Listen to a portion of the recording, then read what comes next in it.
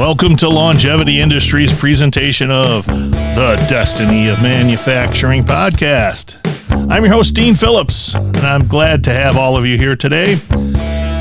This is an extraordinary opportunity because today I have with me Russ Waddell from, of course, AMT, the Association for Manufacturing Technology. Welcome, Russ. Hi, Dean. It's great to have you here today, sir. Wonderful to be here. Thank you. Yeah, thanks for having me on. I appreciate it. So tell us a little bit about your life. My life. Well, I was born. So what I've been working on lately is factory automation and open standards primarily. So I think that's what you and I hit it off over, and we had a couple conversations about that through SME.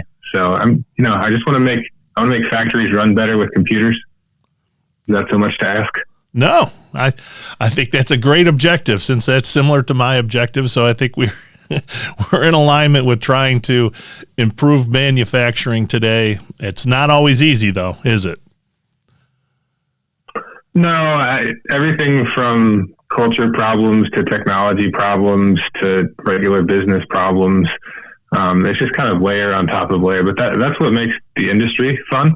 Mm-hmm. So, I really enjoy the problem solving aspect of it. And in my particular role working on standards, it's also the collaboration. So there's, everybody wants to take credit when you're looking at kind of, mainstream tech press or something like that. You got the Elons and the Bezoses of the world. And they're quick to hand away credit, and everybody wants to give them credit, and they immediately credit the team. But in manufacturing, it is the absolute and complete definition of a team sport. You just can't do anything without working across, diversified groups. Right. So tell me, what is your big takeaway? If you look out in your crystal ball there, what is your 5-year takeaway? Probably more IT people in manufacturing and more manufacturing people knowing more about IT. It doesn't necessarily mean you're going to have the IT director is out there, changing coolant or something like that. But the idea of managing a CNC cell instead of running a machine or something like that. So you've got a couple of machines that you're running, and your job is orchestrating what's going on, a little bit of programming on the fly, a little bit of troubleshooting, and you've got kind of a bunch of software and utilities that are kind of your tools of the trade, along with all the traditional stuff side by side with the digital technology. Right. I agree with all of that. Maybe that's not 5 years. Maybe that's 5 years some places and more like 10 to 15 years other places. But we're headed that direction. Yeah. I think that's the tough part, is that when I say 5 years, people think of it as everybody being there in 5 years. Some people think of it as certain that top 10% being there in 5 years. And it really is open to interpretation, because without question, there are some companies that are still kicking and screaming to move into the 70s. Well, and it's regional too. So it's not just company by company, but, I started before I was working on sort of shop floor IT stuff. I was actually an economist, and that was what I did by training. And we would talk about these mega trends in manufacturing and mega trends across the economy. And the reality for anybody who's actually listening to or taking in that stuff is that what matters is what's going on in your plant, in your community, in your state, in your region, even in your country to some extent. But, everything depends, and you can have really, really fat times one place and really, really lean times another place. And that's concurrent. So trying to talk about what's the trend in manufacturing doesn't necessarily apply to everybody. Yeah. And that's an interesting perspective, because even within different types of manufacturing sectors, like going from automotive to aerospace, is a world of difference, especially as a supplier to those two avenues of what is expected price point. You look at, for an example of automotive, you make everything up in volume. It is very lean, and you have to stay on top of everything. Aerospace, not that you don't have to still stay on top of everything, but the volumes are so much less that you're trying to reach a different objective. Yeah, that's right. And I remember comparing timelines for, I want to say it was somebody in automotive was talking about long design cycles and product cycles.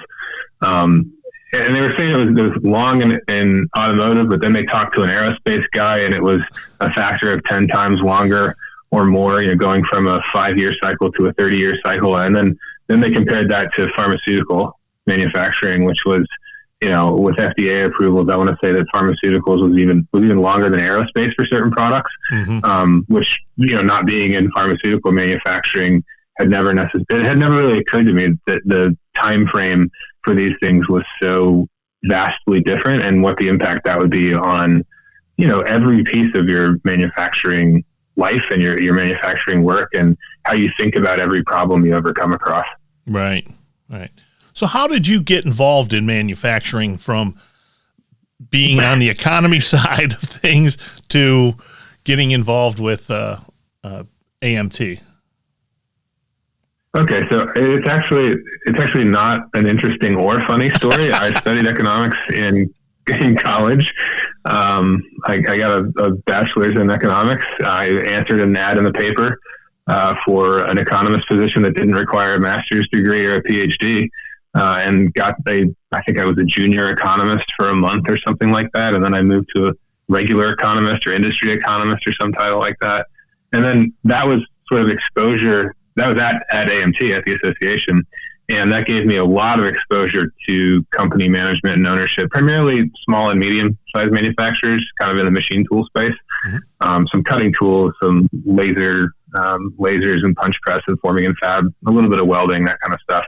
But the thing that was interesting to me was, being a neutral third party, you kind of got a lot of visibility into what these people were thinking, and you're harmless, so you get a lot of information about how they run their businesses and strategy and things like that.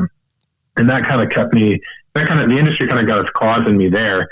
But I think my heart was always kind of more on the factory floor side, even though I'd never actually done any kind of production job or anything like that. My interest was, let me get closer to where stuff gets made. And the principle there was basically, you see a machine tool. This was probably circa 2010 or so. And, you see that there's software, you see that there's a little bit of networking, but it's all terrible. And there's really no obvious reason why it was terrible at that point. I mean, CNC machining had been around for several decades at that point, and I was still seeing huge debates about, CNC versus manual, which I understand that debate still continues, but the tone of the debate is no longer CNC is invalid and we should all be manually machining. At this point, CNC is accepted, and now the debate is kind of like little niches about why it's still worthwhile to have a bridge port. But yeah, I mean, anyway, it was the same thing. Or same thing I talked about with kind of the 5-year plan, and where I'm coming from is I want to make factories run better with computers and with the internet. And there was an opportunity at the MTConnect Institute, which is a subsidiary of AMT.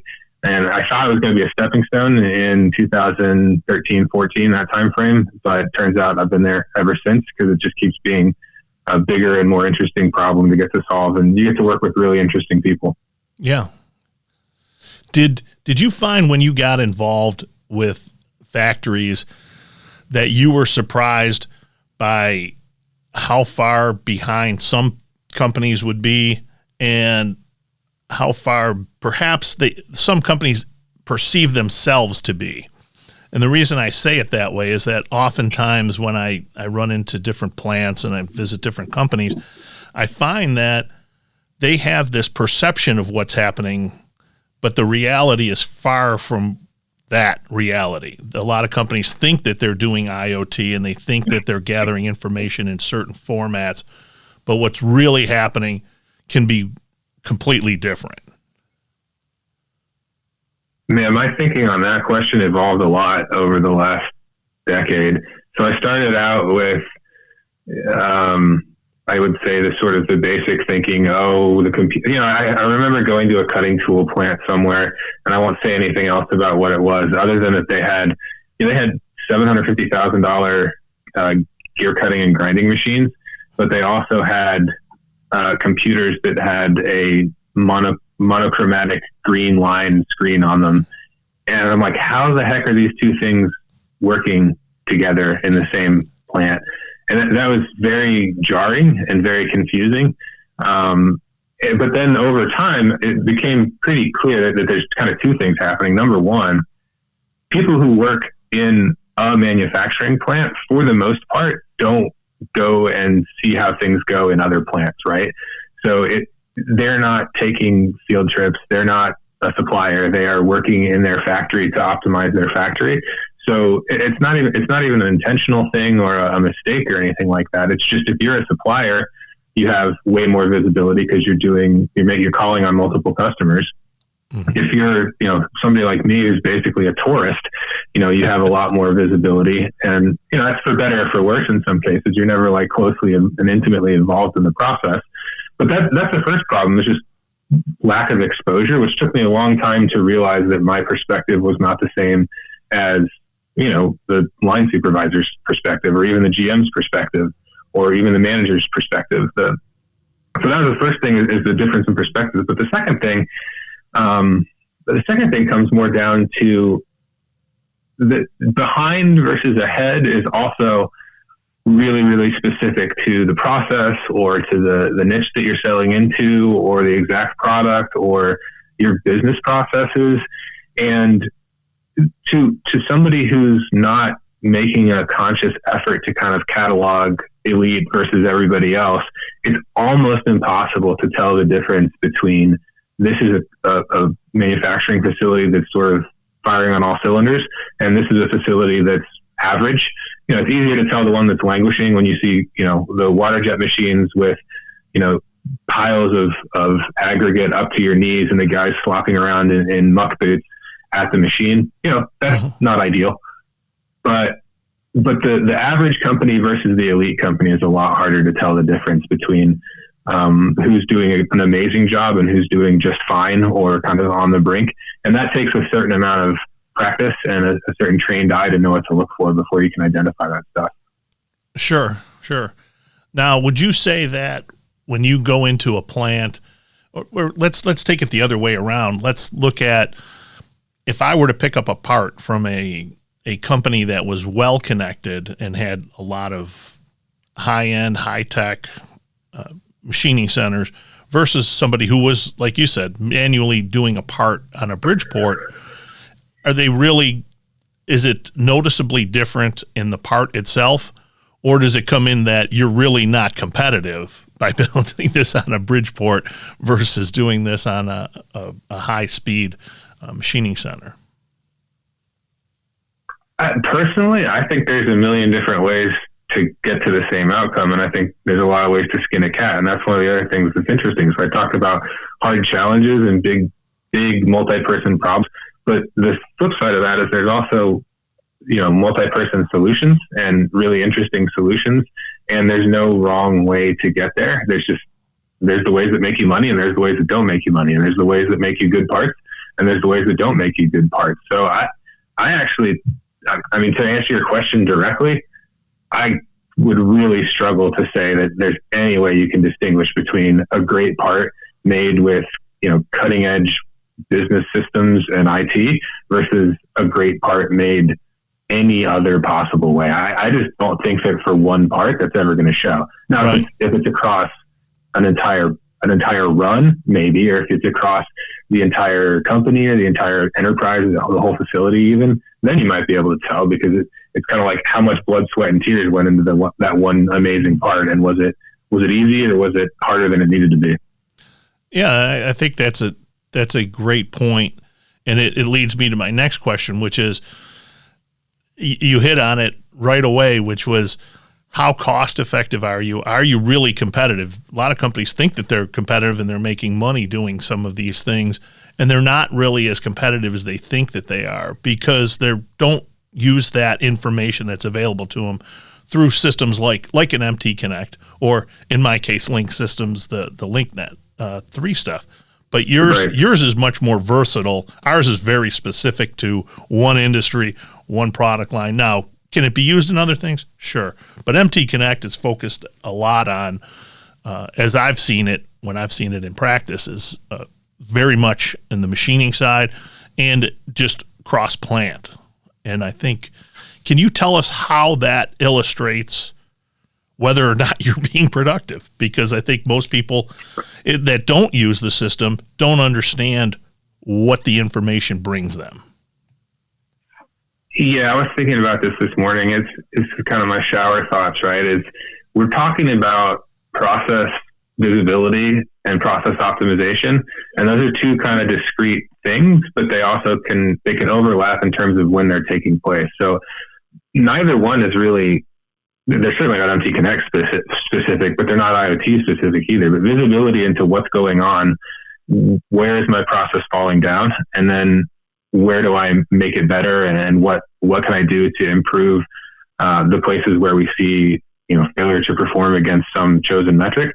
The two pieces, the visibility, I think is maturing now, right? So you can see what's happening in a manufacturing line almost there's so many different ways to see what's going on, and it comes down to, it's a question of, do you have a manufacturing process or a quality process or a business practice that justifies seeing it and has some way to kind of consume that information. So if I tell you that you're scrapping, every 27th to 33rd part in a run, I have to have something that can actually, I need to have a person and a system that can consume that information and do something about it. And those are not necessarily the same thing. So telling you that you have this problem and having a way to use that information meaningfully are not the same thing. What's really fascinating to me, though, is that the solutions on both sides of that don't have anything to do with IoT. They have everything to do with continuous improvement and process management and very old school industry and manufacturing practice. It's just not, it's not a technology thing. This is how you manufacture well thing. Mm-hmm. It's kind of interesting. Actually, I'm sorry, go ahead. I think I lost sight of your actual question there for a little sidebar. That's all right. I was working in a plant about just over 10 years ago, which what they were wanting to do was, it might as well have been 50 years ago. They wanted to put meters, hour, minute, second meters on all their machines, and they wanted to have somebody go around to these 80 plus machines every hour and write down what the times were on each one to show how much that machine had run. And I was taken aback by that point, because even 10, 15 years ago, we had systems that could already read that information and tell you that. And my point to him was, what is this going to tell you when you're done? If this machine didn't run for the last hour, what does that tell me? What does that illustrate to me? Because I don't know why it's not running, which is more important than it running or not running. If you're trying to solve the problem, and to your point of what is the action you're able to do, it's very difficult to take that into account if you have no system in place to actually record that information. How do you address that when you're talking to people of gathering more information than just, is it running or not running? Okay, so I have that specific case is a great illustration, because whenever somebody's talking about process visibility, and that's, what's going on here, of course, there's 1,000 ways we can tell you what's going on. There's 1,000 ways, even just using MTConnect, to tell you what's going on. But I try and get as quickly as possible to a question such as, when was the last time you did a time study? Because what you're describing is just a very elaborate and in-depth time study, right? So if it was on a clipboard and a stopwatch, and that was already ingrained in the manufacturing process for that shop or that plant or whatever, that's going to be a very easy time saver, because you automate the data collection piece, and presumably that clipboard is going to land in front of the manager already. So you're not disrupting an entire process. You're just automating away a piece of that process. And this is the type of automation that's really interesting to me, and I think is making inroads. It's not it's not we're going to put in a robot to replace a person. It's we're going to connect systems that are not otherwise connected with a streamlined and easier kind of back end to it through computer talking to computer. And then you can spend more time analyzing what the actual problem was.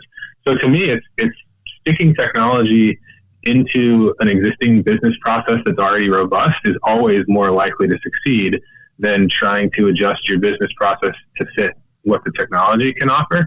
And again, this is not an IoT thing. This is how manufacturing runs well. This is how, equipment has been purchased and integrated for decades, and the companies that do it well have been doing it well for decades. So I think having a continuous improvement culture and a continuous improvement, maybe not a formal program per se, but being able to know what's important to you about technology acquisition and technology integration and how your business processes and your technology push and pull on each other. And, they nudge rather than catastrophically disrupt. And that's the place where I think I'm most excited to kind of participate in the process. It's always frustrating when you hear about, we put in monitoring a couple years back, but it turns out that we didn't like the software, or the operators never really got on board, or we weren't doing anything with the data, to your point. And to me, that was trying to fit a square peg in a round hole instead of the other way around. Let's start with your problem, and then IoT is one of the solutions in your solution set. Don't start with IoT and go looking for a problem to solve. Right. I've seen in some plants where they take this information and they get to a point where they're just like, it illustrated that we've got problems, so we stopped checking because we've got problems. So that was their solution. They're like, it's going to cost us too much money to fix the problem, so we're just not going to monitor it anymore. The happiest implementations I see are things like, there is a problem. There's already not a blame culture. There's a how can I help you culture. Mm-hmm. So whoever, if a manager is walking around and sees an issue or a machine alarmed out or something like that, rather than saying what's going on with the machine, why is it alarmed, or why are you idle, instead, manager who was already there to say, how can I help you and how can I remove obstacles? And, machinist or operator or technician, whoever else the person is, they can both start from the same point and say, here is in words what's going on, and here is in the logs what reflects the words that I just told you, and have a conversation based on what's measured, rather than a conversation based on he said, she said, and blame and finger pointing, right? So, right. I don't see any reason why that can't be more commonplace. On the other hand, I see that sort of who's left holding the bag, from bad documentation and just not setting the right culture on norms. I even see that in the high school robotics team that I mentor. They're very quick to say, why didn't you let me know that you were going to have the robot 15 minutes longer than you said you were going to? I can't put the code on until I have the robot. I'm like, man, you guys are 15 years old and you're already starting the same bad behaviors that we see wrecking manufacturing across America. It's interesting you say that, because I'm a little bit disappointed that people misapply things like Six Sigma and Lean, and what they do instead is it's the reason to kind of disconnect from the problem. It's the situation where the tool and die guy goes out there and says, tool's fine, and he leaves, and that's it. And the maintenance guy comes over, he checks the machine, it's fine, it's parallel, and he leaves. But there's still the problem. So nobody really works and takes ownership of solving the problem. It's just an excuse to say, I'm not checking that anymore.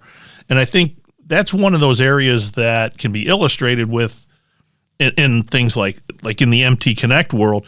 They can come over and they can check something, but they know that the reality is the problem is not solved. That's a key issue, is that it's not solved. Now, you can do things like check vibration and speeds of the spindle and all of that kind of thing in the machining world, but you still have to solve the problem. And I look back at General Motors' solution not too long ago, was it seemed wasteful, because if you've ever worked in the world of automotive, or you've worked in union type facilities, you get over an electrician checks it. He says, I can't do that. That's the responsibility of a mechanical person. So they have somebody come over to check it, and it could take a long time, because then you're putting in work orders. So their solution was putting together a team to go solve that problem. Even though three out of four of the trades were not going to be in use at the time, the problem got solved and the machine was running much quicker. And that was the end all be all of what the objective was. Do you think that MTConnect and information can help us to sort through some of that, to get to the point of focused on solutions, as opposed to just focusing on, here's the problem? Well, if what you're asking is whether MTConnect can help transform manufacturing culture at the big three automakers, I would say the answer is probably not.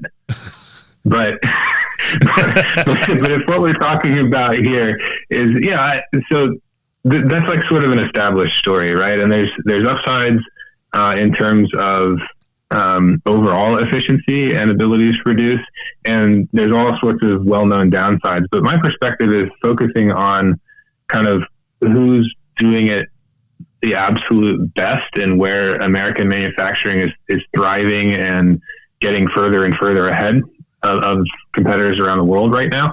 So, as much as we're kind of identifying 1,000 problems throughout this particular recording, I also think that it's not that difficult to find who's doing it the best, who's actually powering through and fixing this stuff, and kind of holding both things in your mind at the same time. So it's this duality of, we're always going to be focused on fixing something that's wrong, and it's never going to be all the way fixed. That is manufacturing by definition. It's never going to be all the way fixed. Right. Because as soon as we fix the problem, the whole point is we're going to find the next problem and solve that.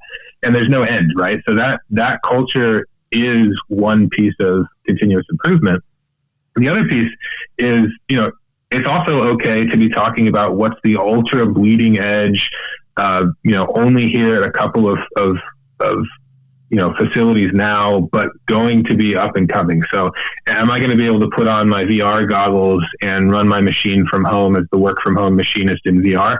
I don't know, probably not in 5 years, but is that something that's worth pursuing, and something that's worth both the thought experiment of what would that actually take, and then the actual technology implementation of, is that sort of a guiding star for us to pursue, because of all of the advantages that the problems that solves have a whole bunch of sort of knock-on effects of what problems we're going to solve on the way to getting to that vision. So to me, I think that MTConnect plays a relatively small role. I mean, the primary thing that we do is we normalize vocabulary, right? So we just say your units are always going to be the same. Your torque is always going to be torque. We talk about rotational velocity versus spindle speed, and that terminology is always the same. But just normalizing the terms is kind of only the starting point for treating your manufacturing as systems and systems of systems, and then applying a software and IT mindset to how do you manage systems and systems of systems. So from our perspective, we have to work with other systems. We have to work within whatever the system that GM has come up with, whatever the system that every other manufacturer has come up with. We're solving a foundational but still relatively small part of the overall puzzle. And it's back to that teamwork thing, right? So I have to work with other people to get MTConnect out, and MTConnect has to work with other standards and other systems and customers and users and software developers and everybody else. And we're all sort of leaning towards that, work from home VR machinist, or whatever our North Star is. Right. Do you think that that's one of the more difficult challenges, is to get the language common? Well, yes, I do, because we basically, AMT's membership, which was machine tool builders and other manufacturing technology suppliers around the late 2000s, they sort of had this, I wouldn't say it was an aha moment, it was decades in the making, but it was, hey, why doesn't the factory function like our smartphones and our computers and consumer technology, and then working backwards from a smarter factory before that was really a term, working backwards from that to say, well, what's fundamental and what's missing, and then comparing to other industries that were missing standardization and normalized terms, we landed at, okay, well, the one thing that a trade association can solve as a public good is normalizing language, right? And standardizing definitions, terms, and approaches. So yeah, I would say that, 12, 13 years in, we're kind of still seeing that as foundational to solving the bigger problem of smart manufacturing and smarter industry. I think it's interesting that you say that, because one of the things that years ago, and I don't know if you're somebody who's interested in music or have any history in it, years ago they came up with MIDI between musical instruments. So it's basically a language but it was more than that. It was a protocol as well as a language that could communicate between all the instruments, and everybody got on board with it. And the reason everybody now benefited from it, because everybody's instruments that were MIDI created could communicate with other ones. Maybe not perfectly, but pretty close enough that it was able to communicate in a common language, able to communicate the things in a certain sequence, sort of like you do with most communication protocols. Even MTConnect has to communicate with the device itself, that machine, that controller, a PLC, whatever it is, in some common language, and then put it into something that can be dispersed across the whole platform. Do you think it's You're absolutely 100% spot on. That analogy it's 1-to-1. I tried to I kind of poked around for the last 3 or 4 years with kind of what does the MIDI organization need, and how do we push the lessons learned from MIDI versus the lessons yet to be learned in manufacturing. Mm-hmm. And we could spend 3 hours on that conversation. I think it's an absolutely perfect parallel. And if the lesson there is that you're never really solving an original problem, and you should branch out and make sure that you have exposure to who else has done it how. And that sort of mentality about who has solved this, how do we solve it, what's in the possible solution set that we could use or that hasn't been used yet, that mentality about manufacturing is what's so fascinating about approaching it from the perspective of standards, from the perspective of IoT, and from the perspective, it's not just about like, oh, here's a new and better computer. It's how do we conceptualize every problem that manufacturing has and chip away at it with this perfect combination of elite manufacturing thinking and, amazingly powerful new technology that may or may not have ever actually been applied to manufacturing yet. Yeah. Yeah. It's an interesting parallel, I think, between MIDI and the digital music world and manufacturing, and how they went about solving it, and how we could certainly learn from some of that to improve the process itself. But everybody seems to have and it's not like most plants, no matter what they're doing or whatever machining center, has this unique problem. Everyone's experiencing pretty much the same problems. There's very few plants you can walk into and point to a stamping press and say, well, that one's got the gigawatts has got the problem over there. No, it's usually the same problems. It's tooling. It may be material, although that's always gets pushed out to the front, but it could be tooling. It could be plant maintenance, that the press needs to be maintained and check the parallelism, or that the part itself had a bad design in the die. But it's the same problems. And if you go over on the tooling side and you go over in the machining centers, it's the same problems. It may be coolant. It may be an issue with spindle speed. It may be how fast you're trying to change processes. But the reality is it's not like we're creating smarter problems in general. No. We're still solving the problems we did 20 years ago or more than that. So I think the uniformity, like you said, if we can get on the common language, would benefit everybody to talk about the same problems. Let's have a commonality of these problems and the language that we're using to describe them so that we can work towards a common solution.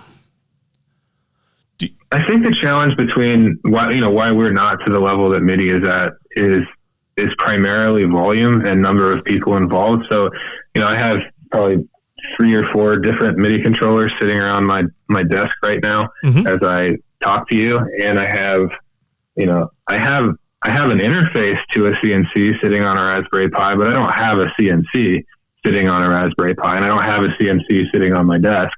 And there's so many more people that are working on music production and consumer electronics more generally. So I do think that considering the overall volume of brain power applied to the problem, I'm not particularly dismayed that we haven't gotten farther. I think that MTConnect is on the same track as MIDI, and within our space, I think it's very likely to become ubiquitous in the same way that MIDI is ubiquitous.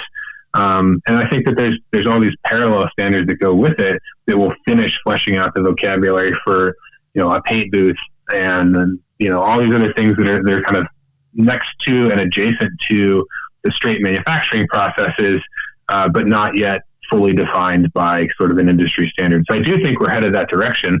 But again, because it's less people, that means it takes longer to find the expert. It takes longer to find the expert that has the available time.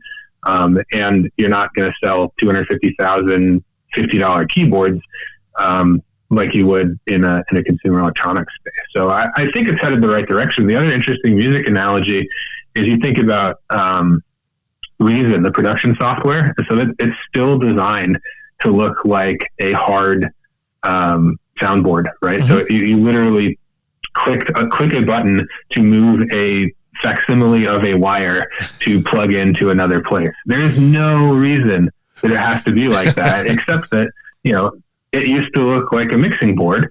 And, 25 years ago, when Reason was first developed, we made it look like the mixing board, which was the same user interface that everybody was used to. It went from a physical interface to a software interface. And, is every other mixing software and DAW, is it looking like Reason? No, but that's still a totally dominant player in the space because that interface stuck across time. And we're not quite to where we're seeing the same thing yet, at least not widely utilized from something like a PLC, right? So there's no real reason to have a hard PLC if you can do the same thing in software. And we haven't seen sort of ubiquitous soft PLCs, just as an example. And I think that's something that will be turned completely on its head quietly over the next 10 to 15 years. And it won't really even be worth mentioning because that'll just be the fastest, cheapest, easiest way to do it. Yeah. Well, we're just about out of time here, Russ. So tell everybody how they can get in touch with you. You can find me, my info at MTConnect.org, or you can connect with me on LinkedIn. Our website's MTConnect.org. You can find the standard there and links to a whole bunch of utilities as well. So thanks, Dean, so much for having me. It's been great to have you here today. Everybody go out, make it a great day.